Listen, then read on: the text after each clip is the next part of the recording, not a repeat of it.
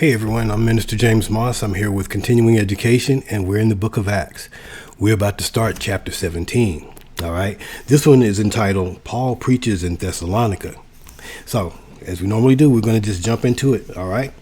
Leaving Luke in Philippi, Paul, Silas, and Timothy journeyed in a southwesterly direction along the Grecian coast, eventually arriving at Thessalonica. There, Paul repeated his usual procedure, go first to the synagogue and preach to the Jews and God-fearing Greeks there. The response was typical: a revival among the Greeks, a riot at the hands of the Jewish leaders. It's like, okay, y'all know the drill, right? All right, get ready for it.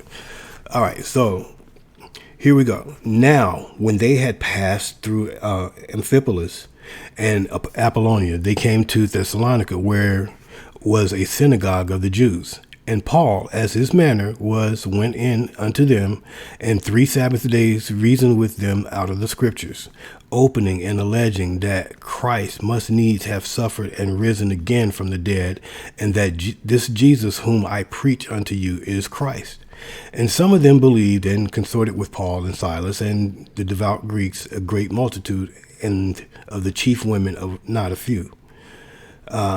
But the Jews, which believed not, moved with envy, took unto them certain lewd fellows of the baser sort, and gathered a company, and set all the city on an uproar, and assaulted the house of Jason, and sought to bring them out to the people.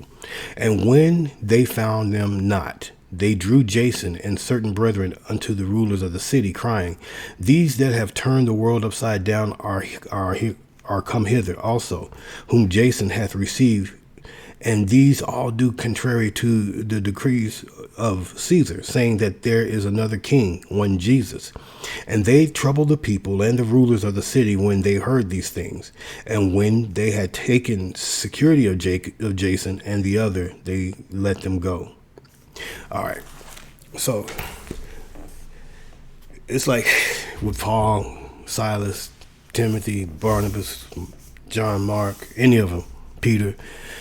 All right, we go in, and I mean, it's just like what it says here. You know, the response was typical: a revival among the Greeks, a riot at the hands of the Jewish leaders.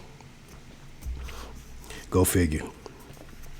Thessalonica was about 100 miles from Philippi along the Egnatian Way toward Athens. Amphipolis was about 30 miles from Philippi and Apollonia, an additional 30 miles, which was an additional 30 miles. No record is given of any ministry occurring in these towns, though surely the missionaries would have taken every opportunity to speak about Christ. Thessalonica was one of the wealthiest and most influential cities in Macedonia, with a population of over 200,000. This is the first city where Paul's teachings attracted a large group of socially prominent citizens.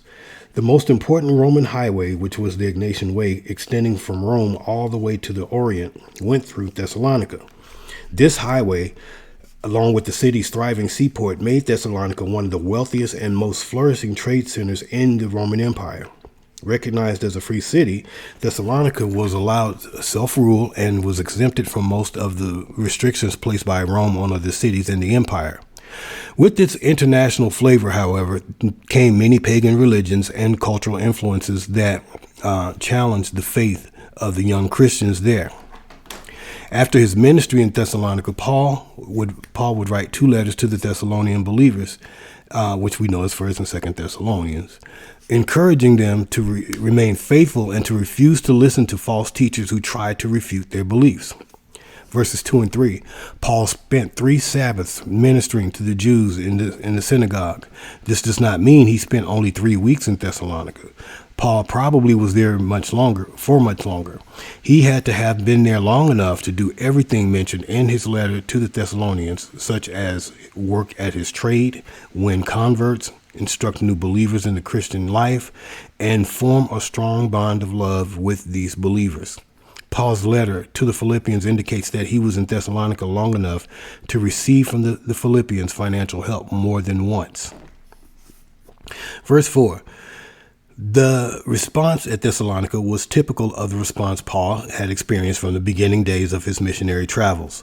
Some who listened were persuaded, probably referring to Jews. In addition, a large number of godly Greek men also joined, as well as many important women. These were influential women in the upper class. In verse 5, so far, Paul's ministry was following its usual course. The gospel was preached in the synagogues with the meager response from the Jews. The Gentiles, however, were responding in great numbers. Then, as had been the custom, the Jewish leaders became jealous and set their sights on running these heretics out of town, or worse. They gathered some worthless fellows from the streets to form a mob and start a riot. They went to the home of Jason, the early Thessalonian convert who, like Lydia, had convinced the travelers to stay in his home. Verses 6 and 7. The mob had not found Paul and Silas at Jason's house. Perhaps Paul and Silas had been informed and had hurried away from the dangerous crowds. So the mob grabbed Jason and some of the other believers and brought them before the city council. Their accusations, like all good lies, bore some resemblance to the truth, but were presented in their worst light. Paul and Silas were not guilty of treason against Caesar just because they declared allegiance to the King of Kings, for Christ's kingdom is of an entirely different sort than Caesar's was. Verses 8 and 9. The manipulative accusations threw the city officials and the people into turmoil. Because there was no substantive case, however, and because Jason and the other believers had done little more than house the accused, they were released after posting bail, cash for their freedom. In Paul's first letter to this church, his statement about Satan blocking a future trip may refer to the events described here. All right, so that does it for Paul preaches in Thessalonica. Of course, to know more about his relationship with the believers in Thessalonica, you would want to go and read the letters that he wrote to the Thessalonians, 1st and 2nd Thessalonians.